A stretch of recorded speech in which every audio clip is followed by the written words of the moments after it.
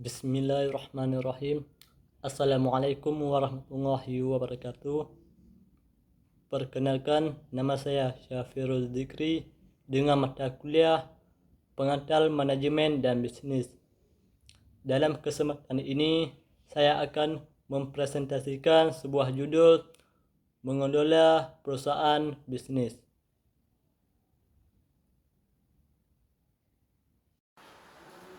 Mengenali perusahaan bisnis. Apa itu perusahaan bisnis? Perusahaan bisnis adalah suatu organisasi yang didirikan oleh seseorang atau sekelompok orang atau badan lain yang kegiatannya adalah melakukan produksi dan distribusi guna memenuhi kebutuhan ekonomi manusia.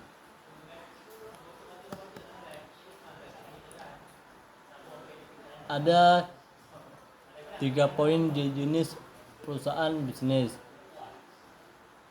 yaitu berdasarkan bentuk badan perusahaan, perusahaan perseorangan, dan perusahaan terbatas. Berdasarkan kepemilikannya, yaitu perusahaan negara, perusahaan swasta, dan perusahaan operasi. Yang terakhir adalah berdasarkan kegiatan bisnisnya, perusahaan jasa, perusahaan ekstraktif, dan perusahaan agraris.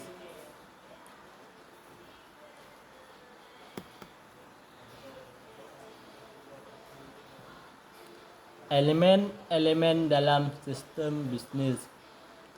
Ada 4 elemen. 1. Modal. Sejumlah uang yang digunakan untuk menjalankan kegiatan bisnis, yaitu transaksi. 2. Bahan-bahan. Faktor produksi yang diperlukan dalam melaksanakan aktivitas bisnis untuk diolah dan menghasilkan barang dan jasa yang dibutuhkan masyarakat. 3.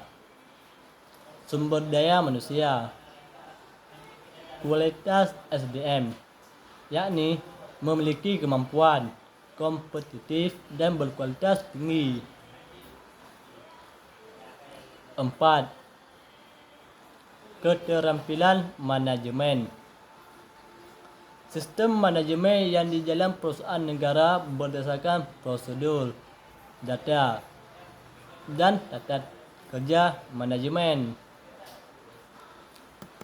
Selanjutnya yaitu perhitungan dalam perusahaan. Hal-hal yang perlu diperhitungkan yaitu 1. Biaya tetap.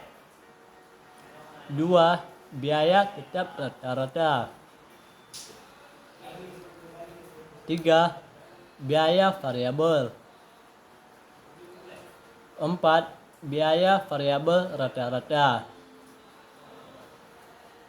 5. Total biaya. 6. Biaya rata-rata. 7.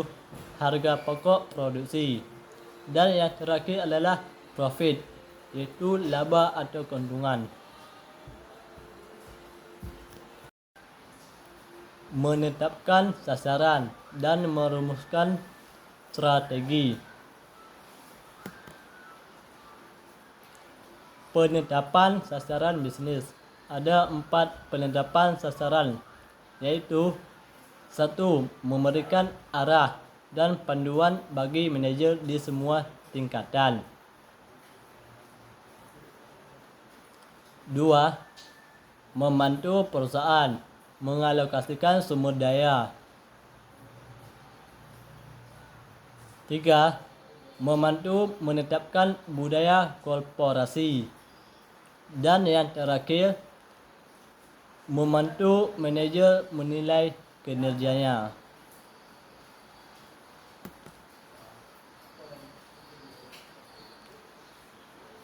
Tujuan penetapan sasaran. Ada 4 tujuannya, yaitu 1. Dapat memberikan arah dan panduan bagi manajer di semua tingkat. 2. Dapat membantu perusahaan mengalokasikan sumber daya. 3. Sasaran, membantu membangun budaya perusahaan. Dan yang terakhir, membantu manajer menilai kinerjanya.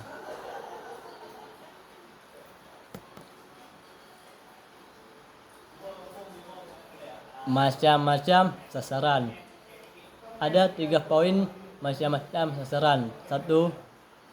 Sasaran jangka panjang berhubungan dengan periode, maka waktu yang panjang umumnya 5 tahun atau lebih. Poin kedua, sasaran jangka pendek yang ditetapkan untuk sekitar 1 tahun dan dikembangkan pada beberapa bidang yang berbeda. Dan poin yang terakhir, sasaran jangka menengah yang ditetapkan untuk periode antara 1 sampai 5 tahun.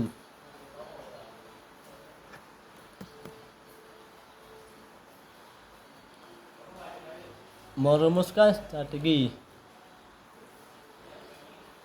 1. Strategi kepemimpinan biaya.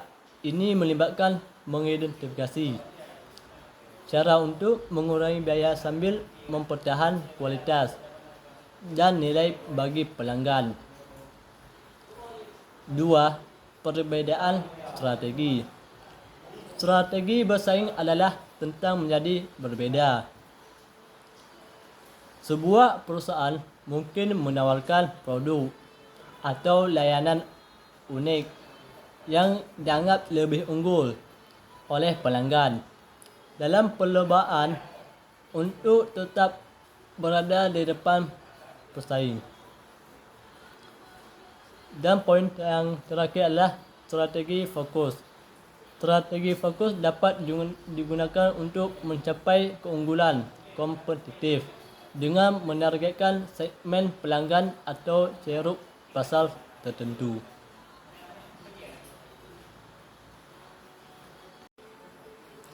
Langkah-langkah dalam proses mewujudkan strategi. Ada 5 poinnya, iaitu poin 1, visi dan misi. Poin kedua, proses pengumpulan dan analisis informasi. Dan poin ketiga, merancang strategi. Poin keempat, menjalankan strategi. Dan poin yang terakhir adalah evaluasi. Jenis-jenis strategi.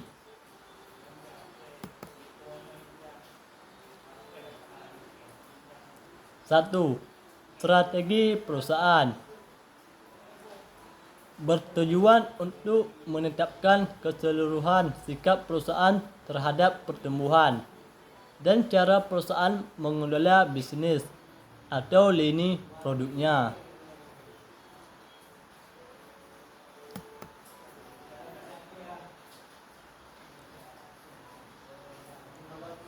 2. Strategi bisnis atau strategi persaingan, yaitu yang berlangsung pada tingkat unit bisnis atau lini produk, berfokus pada peningkatan posisi bersaing perusahaan.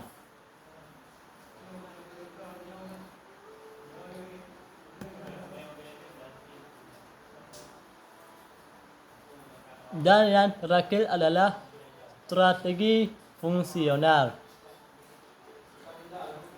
Pada level ini, para manajer dalam bidang spesifik memutuskan cara terbaik mencapai tujuan perusahaan dengan bekerja seproduktif mungkin. Pada AMEC, setiap unit bisnis memiliki otonomi besar dalam memutuskan cara menggunakan situs web tunggal tempat perusahaan menempatkan keseluruhan rentang lawannya.